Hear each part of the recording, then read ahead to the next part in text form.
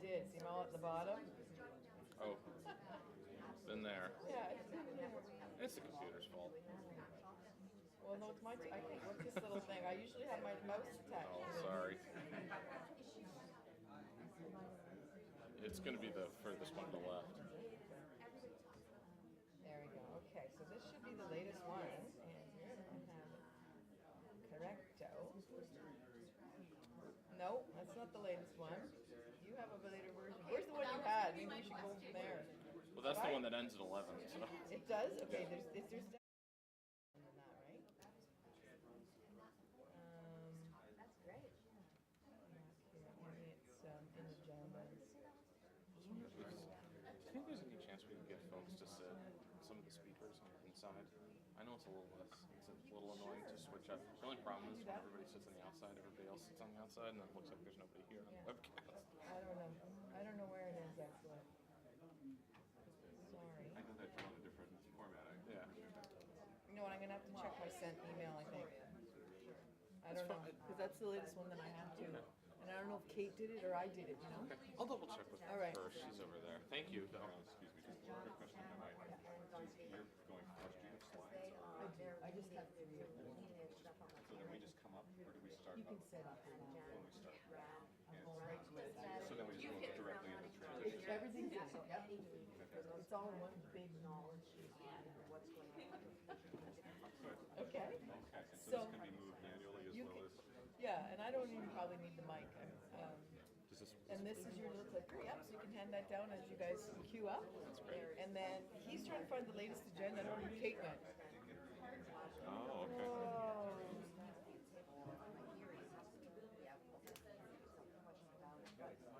But he'd like our team to sit in the middle between Dawn, please, because he's thinking nobody will go in the middle. So if you can ask our group, and you guys can come on. And then bounce And along. when we go back, we can go in the middle. Yeah. Hearing its way back. Not them, not them. They're up here. Oh, well, you should always check it with, we should always check with Isabel before we even get, I'm looking at it. So spastic.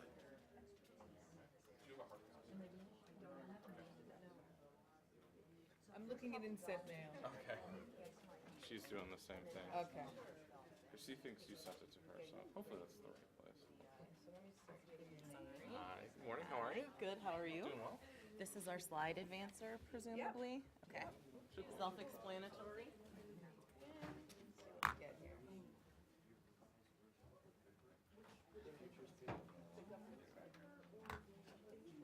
It might be this one. Oh, I couldn't find it in my receipt. I think it went to Kate. I'm not sure if I got it. This is this the the latest April and 9th greatest that I have. The April 9th one? Yeah. Okay, that's the one that ends at 11. Is it? Or at least that's what.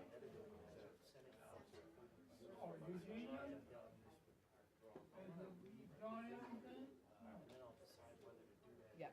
Okay. And it's so I thought there was another one. I thought there was too. It was, there's one that has like a lunch on it. Or it says like Q&A until. I miss you. It's been my notes for my kids. So what we can do is just sketch up. I know that they're gonna be. They're going to be done around Yeah, 10. so, yeah, and I'm gonna, the thing is, I'm gonna be 10 minutes. Okay, so whenever we start, I'm gonna be 10. They're gonna be, yeah, they're gonna be, okay, they're gonna be close to an hour, I would say, then we need to break. Okay. When we're So done, that would take us, let's say we start at, what time are you thinking, 9, 10, 9:15? I'd say probably between 9 and 5 and 9 times. Okay, so let's say Sorry about that. I'm gonna go to 9:20, they're gonna go from 9:20. yeah, that's what she wants. She's got a short introduction. She's gonna go directly into me, Back around 10:40. and then we'll. Yeah. It's always a little. Then you think, yeah, exactly. Oh, maybe we So can move this. I would say to 11:45. Yeah. And then we have Q&A, Totally and fine. then So we're done. I'll tell them 10:20 to 10:45. That's perfect for our purposes. So. Well, I'm just wondering if I'm Barry. Sorry, I'm Andrew. Nice to meet you. No, absolutely. I was thinking, we'll do 5 after just PPA time. So.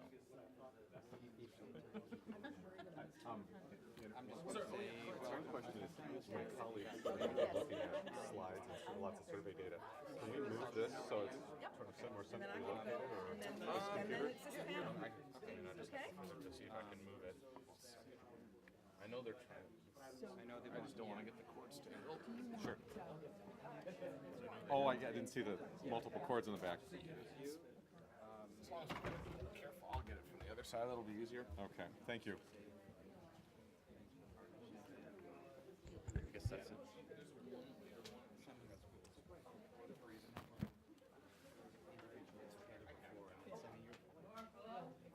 It's a big group too.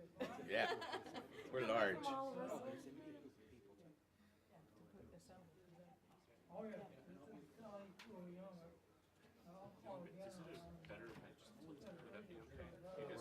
The problem is the webcast coming in.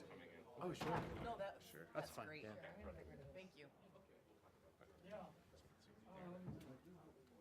Don't block your face. Yeah, this is on my face.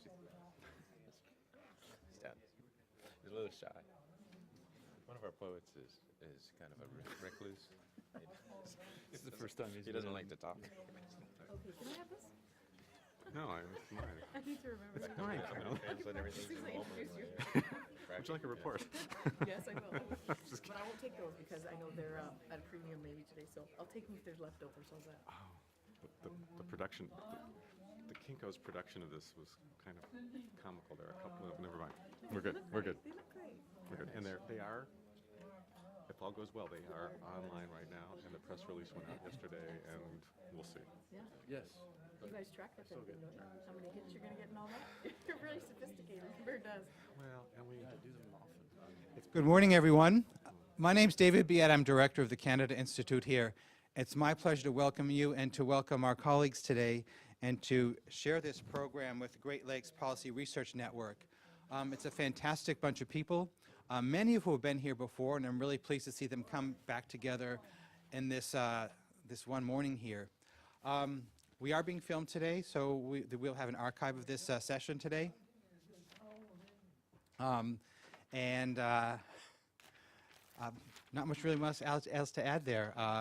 So I'm going to turn it over to Carolyn, who will do introductions, and then we'll continue on. So great morning. I'll be in the back to if there's any questions. Here we go. Welcome. Good morning. Thanks for coming and taking time out of your busy schedules to come and hear about our project on the Great Lakes. My name's Carolyn Johns. I'm an associate professor in politics and public administration at Ryerson University in Toronto. And I'm here to give you a brief overview and introduce our first panel. So the topic of our session today is the Great Lakes region improving policy outcomes through research and engagement. And you're going to hear a bit about the work that we've been trying to do in the last 18 months to 2 years to move forward with this wonderful Canada-US partnership that we have initiated. So the Great Lakes Policy Research Network is a project that's funded by the federal government in Canada through the Social Sciences and Humanities Research Council of Canada. It's a big handle. But they initiated a research program whereby international teams could collaborate with Canadian teams to partner.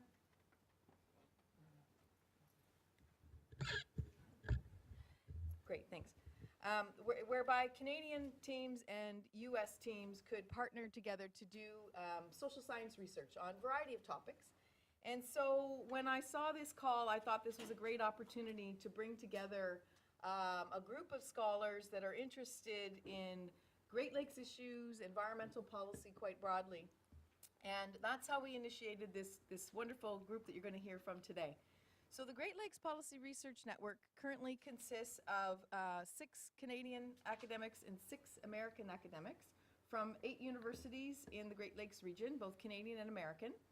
And we have one central goal, and that basically is to bring together not only the scholars, but to actually try to actively engage with governments, non-government, private sector, and community organizations to identify research priorities and pursue those collectively. And so that's what we're trying to do, and we are about 1.5 years, 2 years into this. And so today we have the pleasure of presenting some of our findings to people at the Wilson Center. So we do have a website, and I'm not going to go into too much detail, but there were little table cards handed out on the handout table.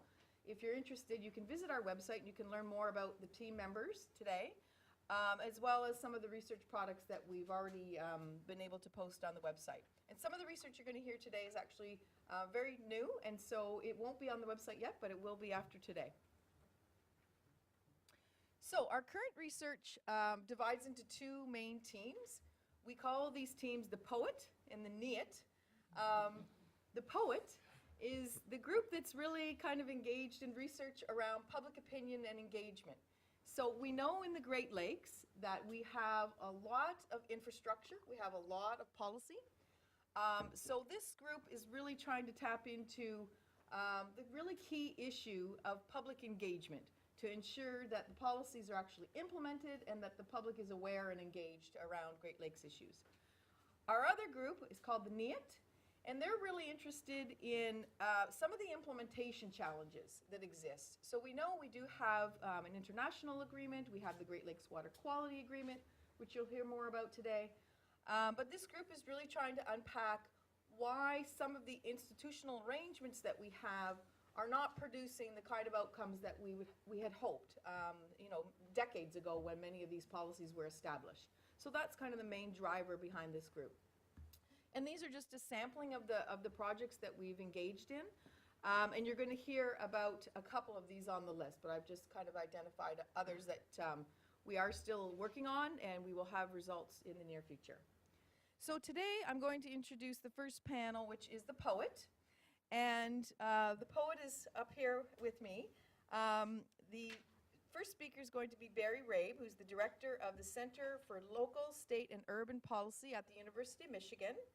He'll be followed by Chris Borick, who's the director of the Institute of Public Opinion at Muhlenberg College in Pennsylvania. Then Chris Gore, who's a colleague of mine, an associate professor in the Department of Politics and Public Administration at Ryerson University in Toronto. And last but not least, Sarah Mills, who's a PhD student at the University of Michigan. So I'll turn it over to Barry. Thank you. So I think you have this. Okay. Try that. And I need the slides. Yes, you do. Good morning, everyone. First of all, let me begin by thanking Carolyn for her leadership of this entire project, and also to thank my POET colleagues, Allen Ginsberg, William Butler Yeats, and Emily Dickinson. We've heard all the POET jokes imaginable you can add to the lexicon, but we're going to stick with it at least for now. But it's just been a great privilege to work with all members of this team. As Carolyn suggested, our intent today was to present the initial findings from our public opinion work. We'll each take different pieces and slices of this, and do want to note that there are 3 reports. Paper copies were left just outside the table as you entered today. All of those have now gone live on the website of CLOSUP, the center that I direct at the University of Michigan, but we'll be linking with the GLPRN site as well. There'll be more coming, but these are our first 3 publications, and will really reflect the kinds of things that we'll be talking about momentarily. This really has been a personal collaboration involving Sarah, Chris, and myself, and other graduate students, including 2 primary authors of the reports, Emma Mock and Cassara Brown from the University of Michigan, and other students who have been very active in this. So it's been very much a faculty and student collaboration, and has been a very nice linkage between our 3 institutions, the center at the University of Michigan, the center that Chris directs, and Chris bringing in many valuable perspectives and working from Ryerson. And so there's an individual as well as an institutional partnership to all aspects of this. So one question for us: is it really essential for us to study public opinion in the Great Lakes for the 57th time? We began with a literature review, and we found that there were 56 prior studies of public opinion in the Great Lakes over the last quarter century. So we can say today we have one of the best 57 studies that have been done during that period of time. But we felt emphatically that the answer was yes, both because of the opportunity to link with the NIAT team and other aspects and elements of that. But there are some things in this work, some of which you'll see today, some of which is to come, that we think are somewhat unique and important. It was wonderful for us to really take a fair amount of time and look at a fairly substantial literature on this issue. Among the things that we've tried to do in the survey that we'll be talking about today is to really expand some of the more conventional set of questions. So we engage questions that are conventionally discussed, particularly on water quality issues in the basin, but expand, as you'll see, to other areas, including energy development and all that means. So we actually have separate reports on shale gas and hydraulic fracturing, wind energy, and the like, which traditionally has not been woven into these conversations. Because we went pretty deep into the archives and looking not just at published articles, but survey instruments as to the extent that we could find them, to some degree we could build on much earlier work that would allow for some level of comparison, trend lines and the like. There has just never been, from what we can tell, an ongoing set of surveys that essentially ask some of the same questions. So you're sort of matching proverbial apples with proverbial oranges. We won't talk too much about the comparisons today. I think Chris Gore is going to talk a little bit about some aspects of that.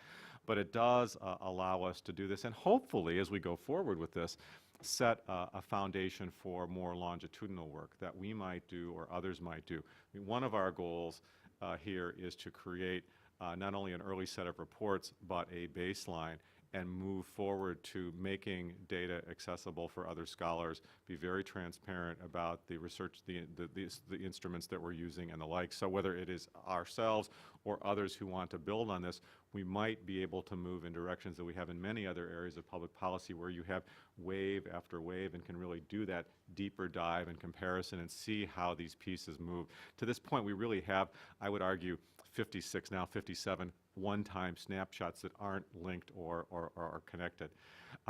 There's also an opportunity here for us, and we'll talk a little bit about this, I'll talk a little bit about this at the very end of my remarks, to link public and elite opinion. Almost all of the work that has been done in sort of gathering opinion, this is where the engagement piece I think that Carolyn was talking about is important, is general citizen random samples, and that's what you're largely going to be hearing today. But we've had some opportunities to begin to think about where is the public on a series of Great Lakes issues, but then link that to what elite opinion, which we're defining as local government leaders, elected and appointed officials, at least in Michigan and some portions of Ontario, think when asked essentially the same question at roughly the same period of time. We also, in this case, decided to adhere pretty closely to the formal boundaries of the Great Lakes Basin. The definition of what is Great Lakes has changed routinely in the other 56 surveys, in many cases the entire region. So if a state has a small piece in the province, or in the basin, excuse me, the entire sample of that jurisdiction is included. We decided on a fairly tight framing for the basin, and also wanted to be very careful to bring in a full Canadian perspective insofar as those sections that would drain into the basin within Ontario. We found that a very large percentage of the work that had previously been done was very U.S. focused. It cut the Canadian piece off entirely. So we actually do have some opportunities here for direct comparison between cross-border responses to some of the very same kinds of questions. This then becomes a crucial map for us, and through painstaking efforts, particularly by Chris Borick, whose institute did a lot of the fielding of this, making sure that our sample size would take place from residents who live within the drainage basin that we know. This is a fairly new territory, methodologically pretty challenging, but we thought was important, at least for this initial cut. So anything that my colleagues are going to be talking about momentarily in terms of our sample will come from representative samples in the jurisdictions that you see here. A quick word about methods for this. This was a telephone survey conducted by the institute that Chris Borick heads at Muhlenberg College, the Institute of Public Opinion. This involves a sample from very late 2013. This is relatively fresh data. This includes surveys of 1,247 residents within the basin. The methods are laid out in the reports, but is a random digit dialing method with both landlines and cell phones, where Chris's institute has gone to great lengths to make sure that there is a large and significant cell phone component to this, which he can tell you about at great length after we meet today. You see the measure of errors. And what this means then, too, is it allows us for some weighted samples. We did not weight population targets to the overall population of each jurisdiction, but that percentage of a state or province's jurisdiction population which resided within the basin. And so the sample size involves 408 folks from Ontario, 267 Michiganders, and so forth. A preview of what we aren't prepared to talk about today, but hopefully we'll be doing soon. And that is this comparison with elite opinion, this question of if you can somehow put your finger on the pulse of where the general citizenry is on any given issue. That's really interesting, and we think that's really important. But how does that relate to what government officials are thinking, whether they are appointed officials working in agencies or elected officials? Because the center that I direct runs the Michigan Public Policy Survey, the MPPS, this is a twice yearly survey of local governments, and we have a lot of local government in Michigan. And there are a lot of local governments across the jurisdictions of the basin. Michigan has 1,739 local governments, believe it or not. Before we get into school districts, special districts, regional districts, and all of the rest, we do twice yearly surveys of the lead elected and appointed official in each of those jurisdictions. We have a very high response rate, north of 70%. And so we will be working over the summer, months ahead, to sort of compare what Michigan local government leaders thought in response to some of the same questions. And Chris Gore is following by taking the lead for a comparable survey in Ontario. We don't think this has ever been done in a systematic way, certainly for the basin, but more generally, and that's one of the things that we'll be talking about going forward. With that, I'm happy to pass the baton and turn things over to Chris Gore. Well, first, thank you very much for having us here. It's my task to talk a bit about the general findings from the Public Opinion Survey. And one of the things that I'm trying to do is capture what's the overall sentiment around Great Lakes issues, both environment and also a few snapshots around energy issues, which then Sarah and Chris will pick up on afterwards. I think just a note first, I mean, it's surprising how little research is actually produced that tries to understand why Canadians and Americans feel the way they do about particular topics that resonate politically and obviously in the policy context. The comparison is often made, certainly in Canada it's made quite frequently, but the question about what's really going on and how different or similar we really are it actually doesn't appear very frequently, both in a policy context and in a public opinion context. I think these two gentlemen beside me certainly have done as much work or more than looking at Canadian and U.S. public opinion about environmental issues, but it's still quite a low volume of work with a very strong, I think, analytical effort to try to compare what's going on. How similar? Are they converging? Are they becoming more dissimilar over time? So I think one of the things that you'll find from this survey is we're not all that different. There are interesting differences, which I'll sort of point to as we go along, but on the whole, in fact, Great Lakes Basin residents, I won't call them Great Lakes citizens in terms of we're not a new political entity, but we're not that far off on certain issues. And that's, I think, very important when thinking about North American or certainly Canada-US comparison, also about policy options and governance, as the other groups will talk about. So I want to highlight three different sort of sections of our report. One is about how do citizens perceive the quality of the Great Lakes, just generally? What is their perception? And again, these are descriptive observations, and it's, for us, I think the exciting part next is to say, well, what does it mean? How do we interpret that? The next is if they have, we proposed a bunch of policy preferences or propositions to the residents, and how do they respond to that? So how are they feeling about certain issues that take place and potential actions? So there's a few questions about willingness to pay and preferences for policy action, which I'll highlight. And then the last, I think importantly, is how do they feel governments are doing and what's their position on who should be taking the lead to address water quality and environmental issues in the basin. And so that's the material that I want to share today. And then obviously end off with allowing Sarah and Chris to give a more fine-grained view of some of these results. So the first is how important are the Great Lakes? Well, you know, again, it seems like a nice general question, but it's actually nice to see that they seem to be important to the public. So what do we find out? One is that we have a high percentage of people who say that they are a valuable economic resource. And I think the other thing is that it's interesting, they strongly agree that they have a significant impact on their daily life. Now again, how much do we want to make of these findings and what does that mean? Again, we're not going to interpret the results too heavily here. But what's interesting is that I think importantly there's an overall sense that something matters here. Great Lakes matter to the public in the basin. Are they connected? Well, one of the interesting is that 98% of the surveyed participants said they had visited at least one lake. I was quite surprised by the outcome. I mean, others who I talked about with the results said, oh, of course, that's not surprising at all. I said, well, fine, and we have a problem. What does visiting mean? I mean, is it driving up, looking at it, and say, I visited? Well, so then we say, well, how do you actually engage with the lakes? What are you doing? And so these results here, we have a table. What kind of activity did the public engage in? So some of the things that I've highlighted is, which I find, you know, a little bit interesting. One is obviously recreation is a very big part of this. The Great Lakes obviously are a very important recreational activity area, and that certainly resonates with these findings, with over 50% of the population having participated in some beach-like activity. But also interestingly, is they claim to have eaten some fish from the Great Lakes, which I think is quite surprising, but we don't know whether they really know that the fish came from the Great Lakes. So you can take it for what it is. And obviously the types of activities that people are engaged in, I think is interesting and important to follow with respect to how we proceed. So what about perceptions of quality? This is a really interesting one because it comes up almost in all, I'm not sure all 56 prior public opinion surveys, but at least a high number of them. People are always interested in understanding the public's perception of the quality of the Great Lakes. So of the 1,247, 89%, 86% said that they think that in both countries the quality is fair or better than fair.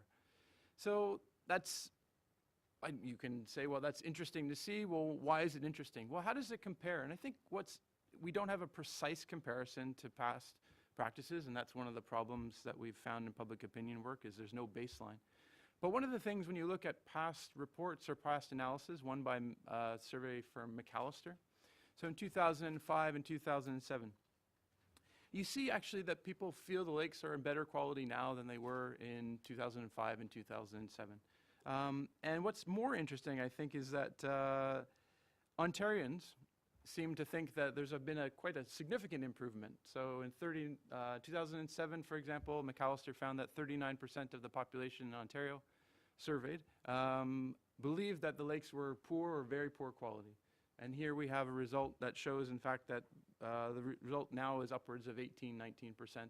In the United States, has always thought they're better quality than Ontarians.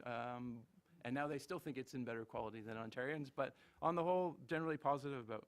But this contrasts with the other observation. How has it fared over time? So they think it's fair, but they still don't think it's improved very much, which is, again, an interesting and a bit of a hard thing to unpack. But the perception is that the majority think that it's not much better than it was 20 years ago. Okay? So this is perceptions of quality. So we move on to the question of, well, what are the things that you're most concerned with? And here we have two interesting findings that I really want to highlight. One that's posted here and the other one that I'll just remark on. The first is pollution came up in a majority of cases as the #1 concern, pollution and contamination. I think what's important here is also what doesn't show up. So there's another list, half a list underneath that, which includes things like climate change and global warming. So how do you disaggregate that from questions of water levels? Well, some would say you can't, those are connected, but climate doesn't come up very often. In fact, only 2%, I think it's even less than 2% of the respondents named climate change as one of the top concerns. What's also very interesting is how many people weren't actually able to, or I think it's able to list any concern. So of all those surveyed, 5% didn't give an answer. And the question was, please name your top 3 environmental concerns. So 5% didn't give an answer. Only 30% gave 1 answer. 29% gave 2. And the rest, 35%, gave 3. So it's an interesting question. Again, sociologically and certainly methodologically, there's lots of interpretation of why that is. But these issues aren't resonating, or certainly didn't resonate with the population that we were surveying. So the next we move on to the question, well, what do you think can be done? And I think the text here is quite small for you to see, so I'll just highlight a few things. We asked a bunch of propositions. So are you willing to, or what do you think of the following? And the scale we have up here is whether you strongly support, strongly oppose, and then something in between. So the one that I want to highlight, or a couple that I want to highlight, is the one about increase efforts to improve Great Lakes water quality, even if it requires higher taxes. 60% of respondents said that they either supported or strongly supported that proposition. So this is one of those very blunt willingness to pay questions. Of course, you don't know how much they're willing to pay and how much their taxes are willing to go up, but they still answered in the affirmative rather than the opposite. Canadians are generally more supportive of all of these propositions than the US. And the big striking difference that you can't probably see very clearly here is the question around coal. Now, where's the coal question? Number 5. Okay, so phase out coal-powered plants to reduce mercury emissions in the Great Lakes region, even if the cost of electricity increases. So one of the big differences is that in Canada and Ontario, residents, almost 50% said that they approved this, agreed with this. In the United States, it was dramatically less, 24%. Now, why is this interesting? It's interesting in Ontario, and we can talk about this later. It's very interesting in Ontario because coal power has now been phased out entirely in the province. It was only on April 15th that the last coal plant was shut down. So only 50% of the population that was surveyed said that they thought this was something they approved. And then, of course, we have a question about the US with respect to its preference for or the role of coal in the energy mix. And we can talk about that certainly some more. So let me move on then. Well, what are your positions on energy in general? And here again, we have some interesting outcomes, and particularly in the contrast between on the wind issue, which I'll certainly allow Sarah to speak more directly to. So the first is that almost a huge proportion, 58% of the population surveyed said that they oppose the expansion or increase of nuclear power generation within the Great Lakes Basin. Okay, so that's very strong and it's very consistent. 61% oppose offshore wind development. Oh, sorry, that's not wind, I'm sorry, oil and gas development. Okay, 61% oppose offshore oil and gas drilling. 50% on the whole oppose fracking or hydraulic fracturing for oil and gas.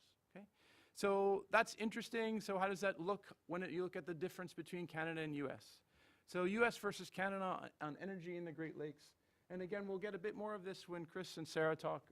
But again, the thing that really stands out is, on the whole, basin residents are quite positive towards renewable energy. But where do you see a distinction on this? You see that Ontarians are less supportive of offshore wind, less supportive of onshore wind. And the issue then becomes, when you start to put these mixes together, what are residents actually thinking where future energy is going to come from? And Ontario is a particularly interesting case in that regard, and we make some reflections on this within our reports. We've had high controversy around wind issues in Ontario.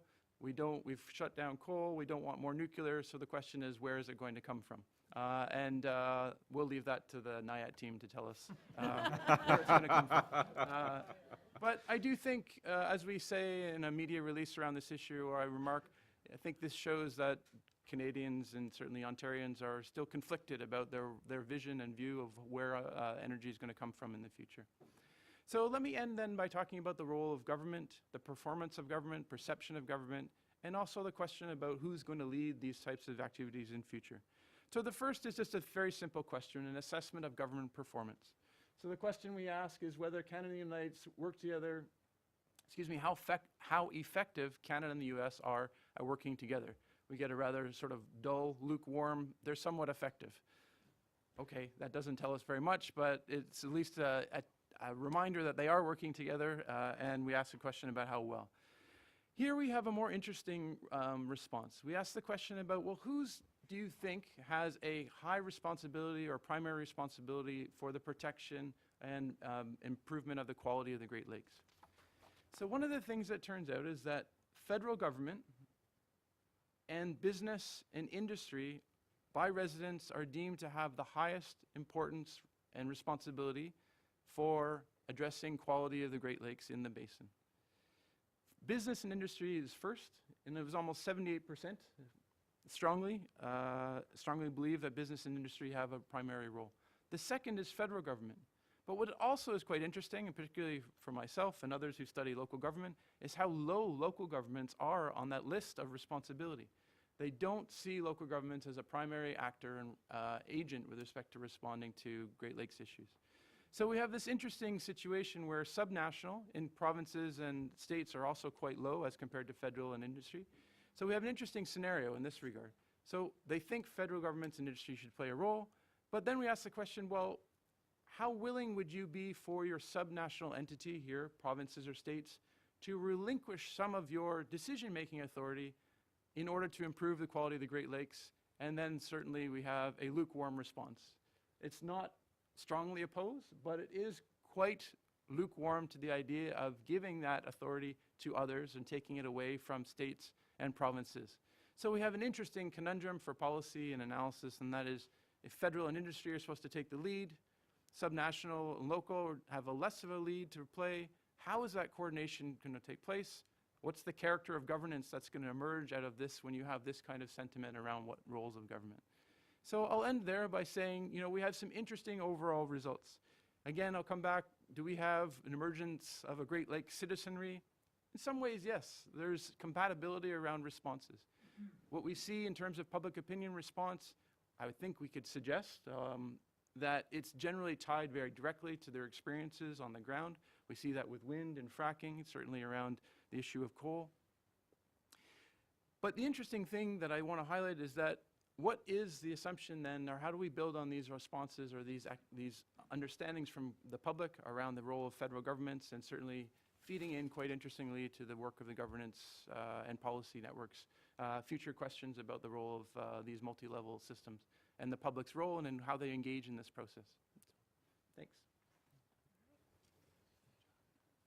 So now I'm going to shift gears a little bit. We've been talking a lot about environmental policy, but I'll be talking mostly about what we found through our questions about wind energy. If you are not familiar with wind energy generally, or especially in the Great Lakes region, the thing that's important to know on this graph is that it has really expanded dramatically in the last decade. So in the year 2000, we had about 300 megawatts of installed wind capacity throughout the region. By 2012, which is the last time that we have really good data for both countries, it had increased 45-fold to 15,000 megawatts. So quite a bit of expansion. A lot of that is attributable to state and provincial level renewable energy policy. So 7 of the 8 states on the US side have a renewable portfolio standard where the state mandates that utilities purchase a certain percentage of their electricity from get a certain percentage of their electricity from renewable sources. Indiana, which is the state that doesn't have a mandatory renewable portfolio standard, has a voluntary standard, but they also exempt taxes on wind energy in particular, so they've actually seen quite a bit of wind development in that time. Ontario has a different approach to renewable energy policy. They have a feed-in tariff where they set a price for the purchase of wind energy and require that utilities purchase any wind energy that is produced at that price. The report that's out on the table has a profile of each of the states and Ontario. So I encourage you to get the details because the specifics of how wind fits into these renewable energy policies are different from state to state. And it also highlights how wind energy is sited in each of these locations, because that changes, as you'll see in a little bit, some of the attitudes, I think, towards wind, potentially. In terms of what we found in the public opinion poll, which is the second half of that report that came out, the biggest message is that there's very high support throughout the region for additional wind power. 84% support additional wind power on land.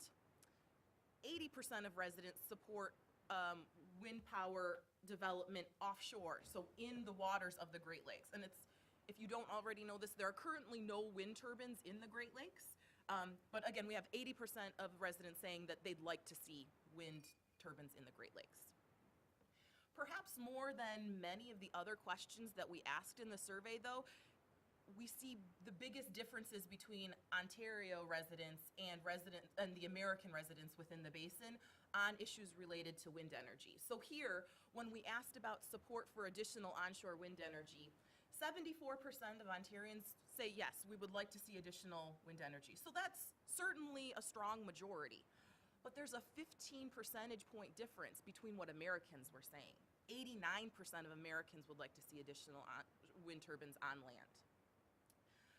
Some of this trickles down then to how people are feeling about the impacts that wind turbines have. So we asked, do you think that wind turbines provide economic benefits in the form of job creation or additional payments to rural landowners who have the turbines sited on their property? 68% of Ontarians said that there are benefits associated with wind development. 85% of Americans said that, so a 17 percentage point gap. Here again, when we asked, do wind turbines create noise and human health problems? About a third, 36% of Ontarians said yes. Only 22% of Americans said yes, that they have these negative impacts. Americans are much more favorable. For Ontario, it's about 50% believe that there are negative health problems associated with this. And finally, when we asked, do wind turbines cause visual and property value impacts? Half of Ontarians said yes, they reduce property values, wind turbines do. 36% of Americans said that they do. So overall, Ontarians are still in support of wind energy, but they're much more cognizant of some of the negative impacts and much less believing of the positive impacts of wind in comparison to their American counterparts. Why is that? Well, that is not necessarily the focus of our survey, but we have some hypotheses that based on survey questions that we did answer, we're able to test a little bit. But this is definitely an area where we'd like to see for future research. So on this chart, you probably can't see on the bottom. This is the lake? Okay, so this is Illinois. I've circled Ontario here. You can see Ontario has the third most amount of wind energy in the region. Illinois and Minnesota have more. So what I did was look at the opinions of people in Illinois and Minnesota compared to states like Wisconsin and Ohio, where there's very little wind energy, and found actually that there's no discrepancy there. So it's unlikely that the people of Ontario dislike wind energy just because there's more of it around, because that doesn't hold up in Illinois and Minnesota. Oh, too fast. Another theory, another hypothesis that we tested is that in Ontario, wind energy is sited at the provincial level. So local governments do not have very much say in where wind turbines get sited and whether they get sited in a particular jurisdiction. That policy is similar in Minnesota, New York, Ohio, and Wisconsin. So we compared opinions of people in places where it's sited at the state or provincial level to where it's sited at the local level, and again, didn't find this discrepancy. So we don't think that the lukewarm attitudes in Ontario are just because it's sited not at the local level, but provincially. One of the things that we think could be happening is that there's much more controversy around siting of wind energy in Ontario. It's made it into the press quite a bit more. That was beyond the scope of what we could do for this work, but that's certainly an area that we could explore how much that is impacting people's opinions. And another potential area, let's see, that we think could be at play that I didn't write down, so I'm not going to talk about it. Maybe it'll come to me later. Okay, let's see. Okay, so the final difference that I wanted to point out that came out of the study was between rural residents and non-rural residents. Wind turbines are almost exclusively sited in rural areas. So we wanted to see if that made a difference in the public opinion. This question was about whether wind turbines cause visual and property value impacts. 52% of rural residents said that they do reduce property values. 38% of non-rural residents said the same thing. part of the problem is that within our sample, only 20% of the of our respondents were in rural areas. That's actually pretty representative of the proportion of rural residents, but it's too small of a sample size to really be able to say much. There's not much statistical power in that. And so some of the research going forward will be to expand the pool of rural residents so that we can hopefully figure out more what's going on there. I just briefly wanted to touch on two other findings. One was on the regulation of wind. Just as Chris talked about earlier, we asked who should be regulating wind energy. We found that they saw a role for all levels of government, but in contrast to what Chris found, where they really saw a larger role for the federal government and a lesser role for local government, where wind is concerned, people would like a very small role for the federal government and a much larger role for the local government. So that's a key difference.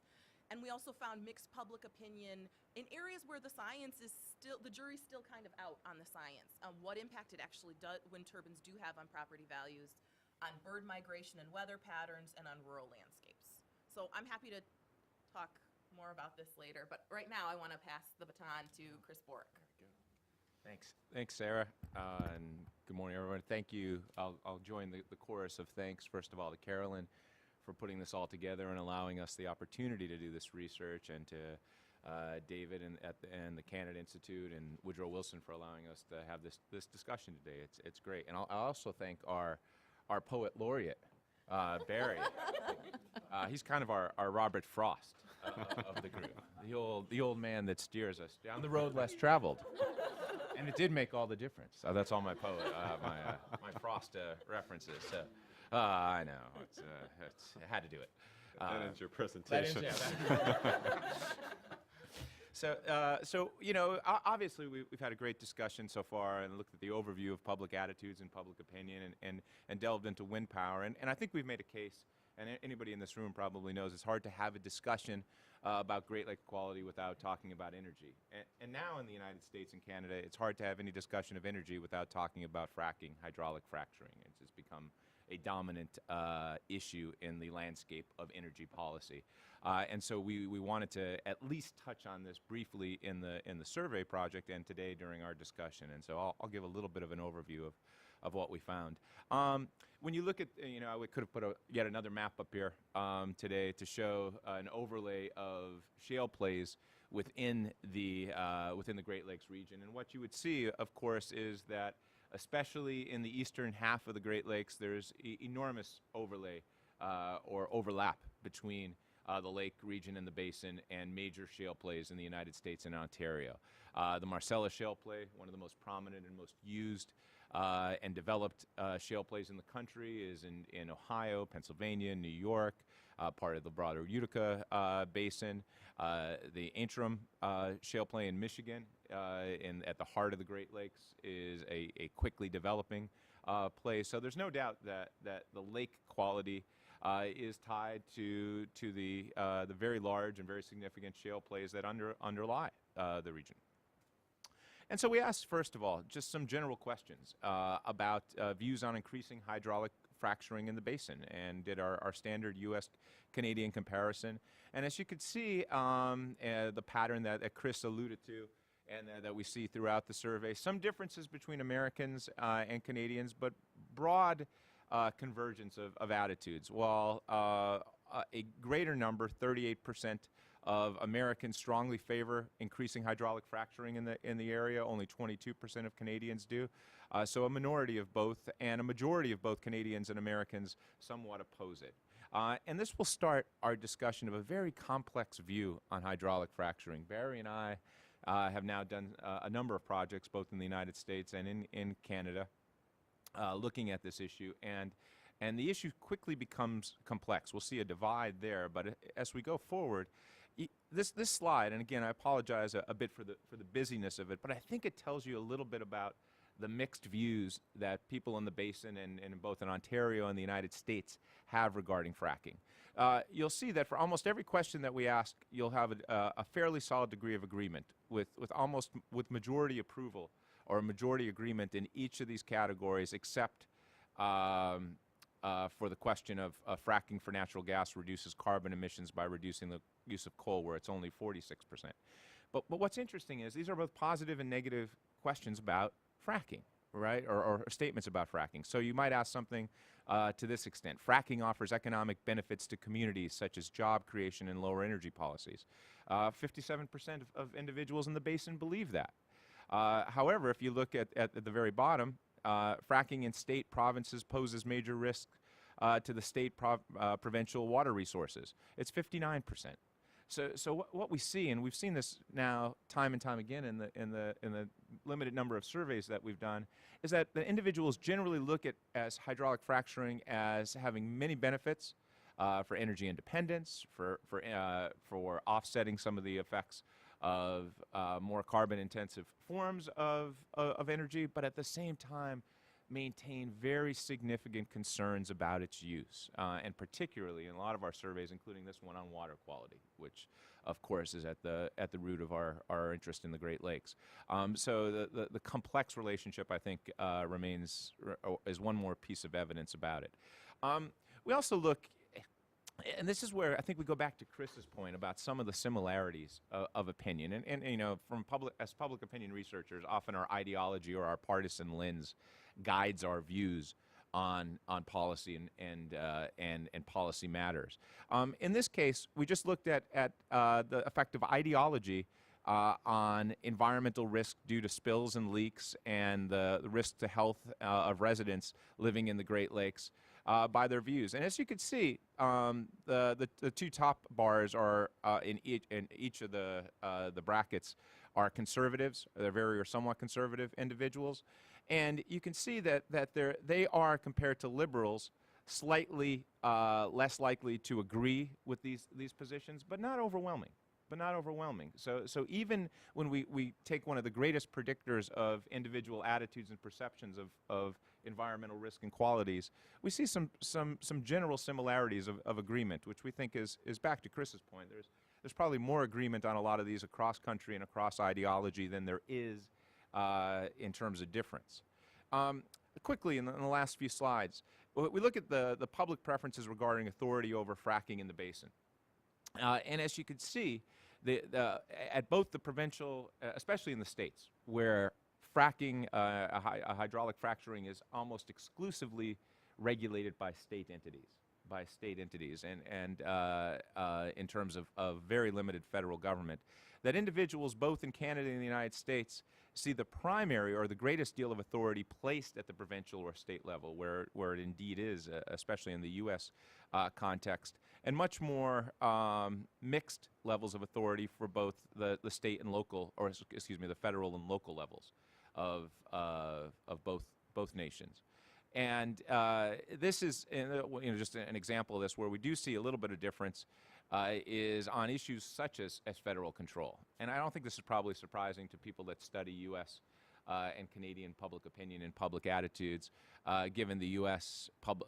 public attitudes in the U.S. that are often highly critical of federal intervention, compared to Canadian public opinion, which is less so in general. That Canadians are more likely to see a stronger role or a great deal of authority for the federal government in hydraulic fracturing issues compared to the United States, where it's a lower level.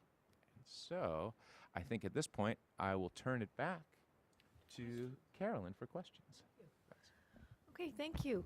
So we have some time now for questions from the audience. If anybody would like to pose a question, I think there's a mic that can be circulated. No mic needed. I have a question for you. Your last slide showed a great deal of authority for landowners around fracking. Can you talk about that? Like why and yet compared to federal authority, I mean, those seem to be opposed. So. No, it's a great question, Gail, and we have asked this in some previous surveys, and individuals, especially in the United States and to a lesser degree in Canada, the idea that rights belong in terms of shale play rights to extraction, to management, are often the privilege of the individuals that hold the property rights. And so, for example, in Pennsylvania, where we've done a number of studies, we've seen a strong base of belief that ultimately this is the first and foremost the responsibility and the ownership of those who own the land. And so it's a thread that we see across surveys regarding this. Great question.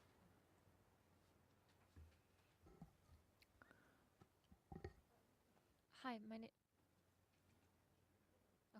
Hi, my name is Danielle Cheske. I work for the Northeast Midwest Institute. One question on the specific questioning that you had in terms of who's responsible or who is the authority. Was the point of it to ask who is currently or should be responsible, or is it more as who's currently taking on the responsibility for certain aspects of governance? Because it's just a slightly different approach. So I just didn't know which one you guys were aiming at and which one you think you got. In all cases, it was posed as a who should be taking responsibility. So when we asked about protecting, actually, if we go to the survey, we have, in the report, we have the actual survey question that was asked, but it was, which of these entities, how much authority should each of these entities be taking in protecting the Great Lakes? How much authority should each of these entities be taking in regulating fracking or wind energy? So it's a should-be question.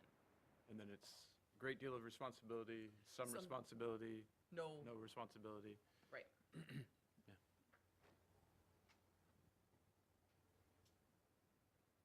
Hi, good morning. I'm Manjot Bhan from American University, and I'm a PhD student, and my dissertation looks at the Great Lakes Restoration Initiative. So just something tied to it, which I'm not sure if got captured in your survey.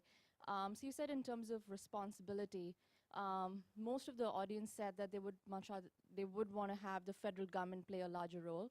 Do you think that is partially related to the leadership of the federal government in the Great Lakes Restoration Initiative, which is the 11 interagency initiative, as you may be aware of, which is looking at water pollution, toxics, habitat restoration? Or do you think that has not really come to the public view as such? I'm just wondering if there are any connections, just trying to make connections. So, speak to that.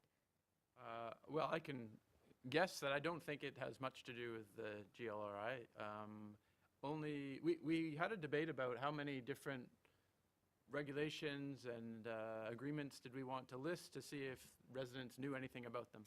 And then we thought that was probably not a very useful, but that would have perhaps got at your question. My own sense is that this is deemed to people to be a Canada-US issue. It's a regional issue, and therefore it's a federal government issue. That's the simple logic that I have in interpreting that result. And then the other is people say water quality equals pollution, pollution equals industry and business, so then business and industry have a big responsibility. It doesn't go through sort of the levels of authority that may be at play in the role of local government and provinces. And I don't sense, but I think other people in the room are much more knowledgeable on this, would say that most wouldn't know about all the agreements that exist and the annexes and other sorts of elements. And so it's sort of a more gut reaction. Big issue, federal government. So. Hi, Cheryl Wasserman, Environmental Protection Agency. I'm working internationally with other countries, and I know you're social scientists. I'm just need to give you a little background as to why I'm asking the question. When public participation is failing, one of the things I tell them is the language they're using. They're asking people's opinion rather than asking for information. It's in the context of decision-making on projects. And I know that this was an opinion survey, but I'm wanting to know whether you got behind this at all to see whether they felt they had enough, that there was enough information for decision makers to make the decisions that needed to be made on these issues locally. And maybe that's too sophisticated a question, but I tend to think that people are very capable of handling those kinds of questions. But that's the kind of question I'm trying to get at. We didn't ask at all whether they felt that there was enough scientific information for their policymakers. That's kind of what I heard from your question, to be making these decisions. We didn't, in many of these bar graphs, we didn't show the don't know responses. That wasn't something that was offered. We asked people, you know, do you strongly agree, somewhat agree, strongly disagree, somewhat disagree? And people offered often, especially on issues related to fracking, that they just didn't know. And so if maybe they feel like if they don't know, you can extrapolate that to what policymakers may or may not know, but that wasn't a question that we asked. Would only note that not in this work, but this could be added in. We have begun to raise the question in some of the other work related to fracking, where would you go for information? Who do you consider to be a credible source? It does become challenging when we're talking about all the Great Lakes institutions, initiatives, connections, which one you're raising. But we have begun to see some interesting issues there and really some variation across jurisdiction. Yeah, and the other interesting part of that is what would they want to know that they don't now know about it to be able to engage on it. And yeah, that's, or from where do they get their information for making those, for having those choices? Because we've been politicizing these issues as opinions, as if it's a political vote rather than informed decision-making. So I have I'm not coming at this from any particular outcome. I'm just interested.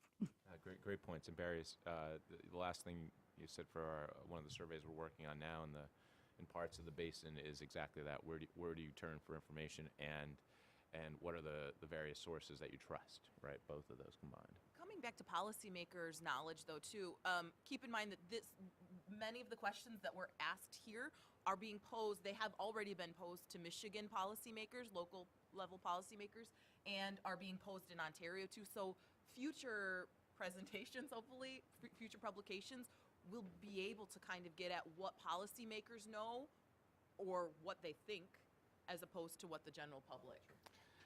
Right. In almost all of the areas, Right. the replication will go to that piece of it, which is another way to begin to wedge some of this together.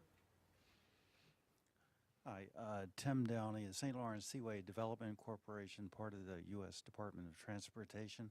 Question for Sarah. On the wind energy side, I don't know all of the details, but I know some of them, and I was surprised when you were talking about Ontario, in particular, the rather surprising degree of resistance or antipathy towards wind energy. One of the areas you did not touch upon at all, and I don't know if it was an oversight or maybe I've got my facts wrong, but back in 2007, when the province of Ontario announced at that time an extraordinary contract with Samsung, $7 billion. I mean, it was in all the papers for a week. Ontario takes the lead in North America for wind energy, what have you. I believe the standard reply for many, many months was very positive, and subsequently, through the process of time, one of the issues that came up was that, whoa, not so fast, my friends. This 70–80% domestic content part of the contract, in other words, jobs for Ontarians, did not arrive.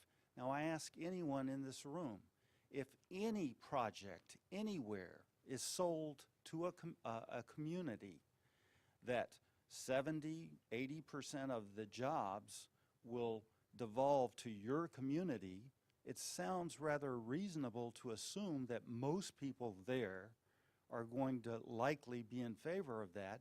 And once you pull the rug from that, and the folks did lose the World Trade Organization appeal, to ask people, well, what do you think about wind energy and shadow flicker and sound and whatever, those are very, very real complaints, but the bigger issue that has been totally ignored is the economic one. And I'd like to get your reply to that. Was that just an oversight, or did they not view that as important? So that question in particular, the idea of that, we didn't necessarily test. Just because of the compressed format, I didn't get into all of the nuances of Ontario renewable energy policy. I think the section on Ontario within the report is twice as long as any of the other, because there have been so many changes in Ontario renewable energy policy, especially related to wind since 2003. And, you know, there was an iteration in 2006, 7, 9, 11. Now they're changing. They're pulling back on the FIT parts of it. So I think that you're absolutely right, that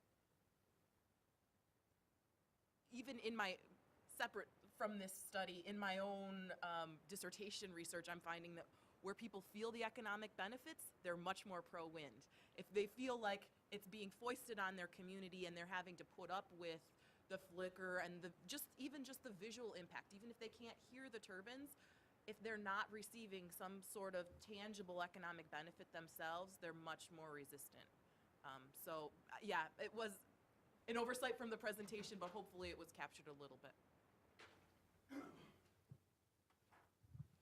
Hi, I'm from Representative Sandra Levin's office. If you don't know Mr. Levin, he represents a district in Southeast Michigan. I was wondering if you could elaborate, Barry, on the Michigan Public Policy Survey and talking more to local governments and their perceived responsibility of health of the Great Lakes, and whether, I guess I'm looking for, if the public or themselves believe they don't have as much of a responsibility, whether it's a lack of resources or lack of jurisdiction, I guess. There are a couple questions, but. Sure. And at one level, I need to dodge because we're just beginning to look at that data. We're not really prepared to present or do much in the way of analysis. That really becomes our next agenda item. But again, this will be for local officials throughout the state. Many of the same questions being asked, and it will give us a chance to sort of bring together, but we're just not at a point where we know that yet. We think that this will open up a number of very interesting questions, among them how the local Michigan story plays out in some of these cases, just as we're seeing in the wind conversation that we just had. And I think this emerges in a number of these areas. The story looks very differently, whether it's fracking, whether it's wind, whether it's other concerns, where physically we are in the basin, whether you're pulling out Michigan or anything else. And so those are some of the things we're going to be exploring, but we don't have the numbers ready to present at this point. Thank you. I'm Sheila Reardon from the Canadian Embassy here in Washington. I was wondering if you could elaborate a bit more on the results related to the phase-out of coal and the differences in opinion or views from Ontario versus the states. Is it really just a reflection of what the government policy is in Ontario versus in the states? Is it related more to the economic benefit factor and the fact that there are fewer and eventual phase-out in Ontario? Or is it more fundamental in terms of the way the people of Ontario think about the role of coal in terms of greenhouse gas emissions? It's you, Chris. Well, again, we don't know. I'm giving my perception of what's happening. I mean, I think the media role of the media and the role of the Ontario government has been central in this.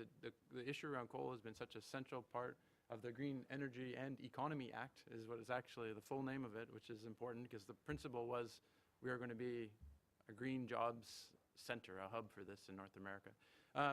It has been such a persistent issue in the media. It's been such a central platform of the Ontario government. You speak to anyone in the Ministry of the Environment, in the climate change branch, the first thing they talk about is shutting down coal as the success story.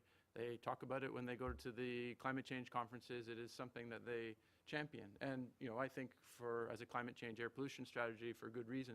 But the issue remains that that's one of the few things that they have not been heavily criticized for, the Ontario government, in the media over time, with the exception of people who ask, well, where's the base going to be coming from? Is it nuclear? Is it energy saving? So my sense is that you have, I'm still surprised that it's so low. And that's, I think, to me, the more surprising thing, given it is higher than the US, dramatically, in fact. It's one of the most dramatic results. But in the case of Ontario, I think it's surprising that it is still only 50%. When it has been such a central platform of the government. It's been in the news since 2006 or 2007 as essential, we are going to do this.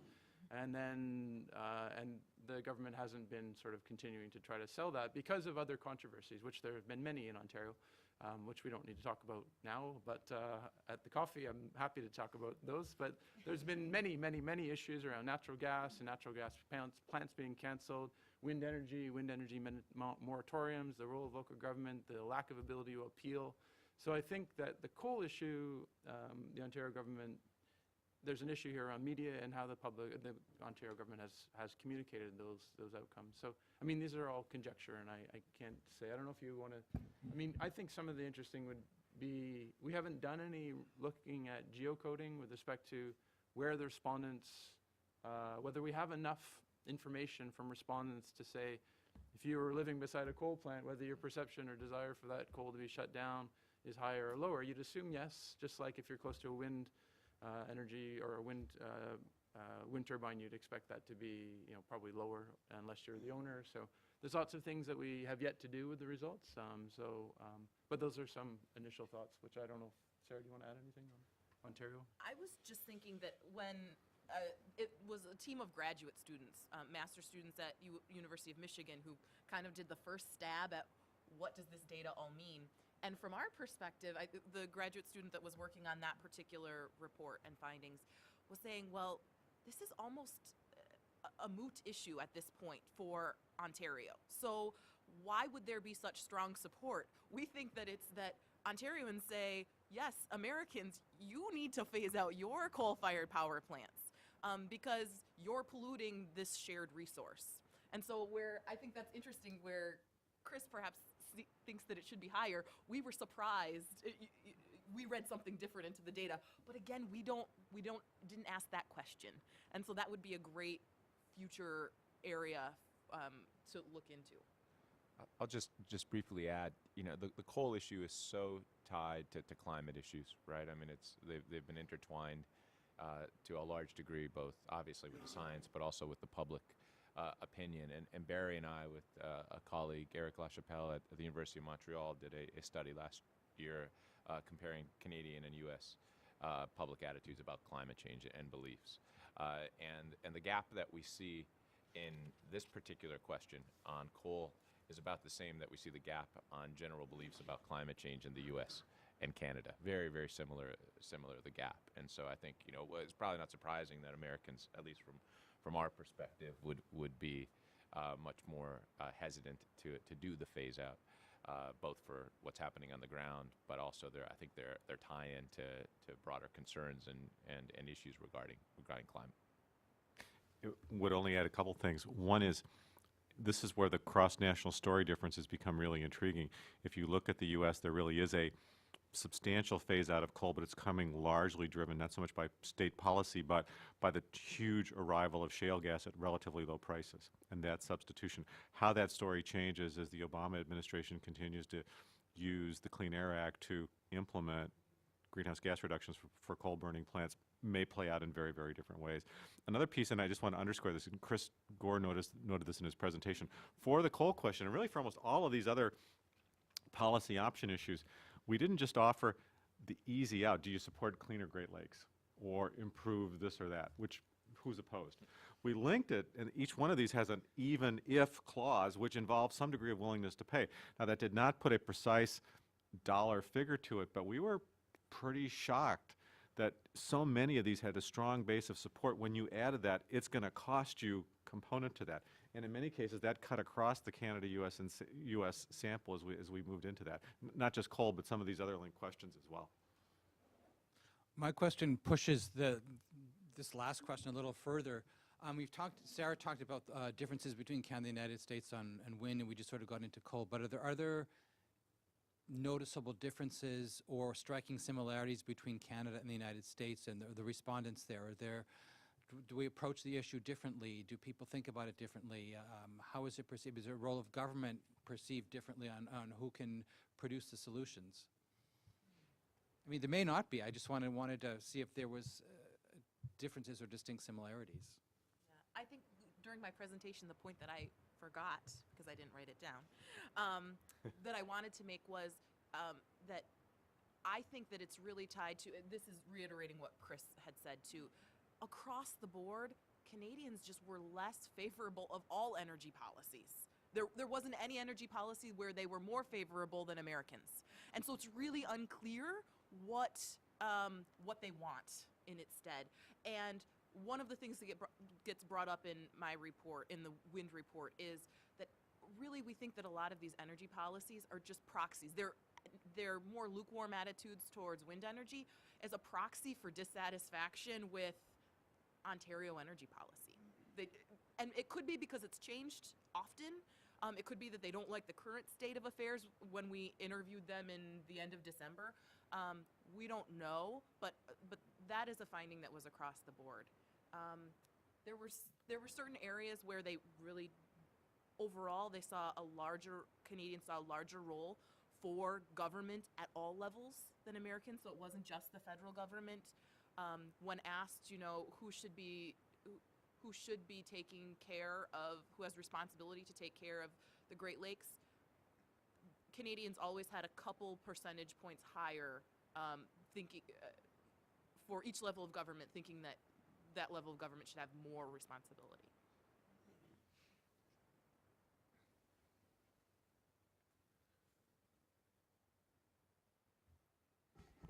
Okay, I see no more questions, so we are pretty well on schedule for a break. So I think we have a break till about 20-minute break, is that right?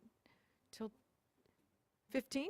Okay, so till about 10:30, is that correct? Okay, so 10:30 we will regroup and we will introduce the NIAT group, who's going to tell you a little bit about their research. So thank you very much.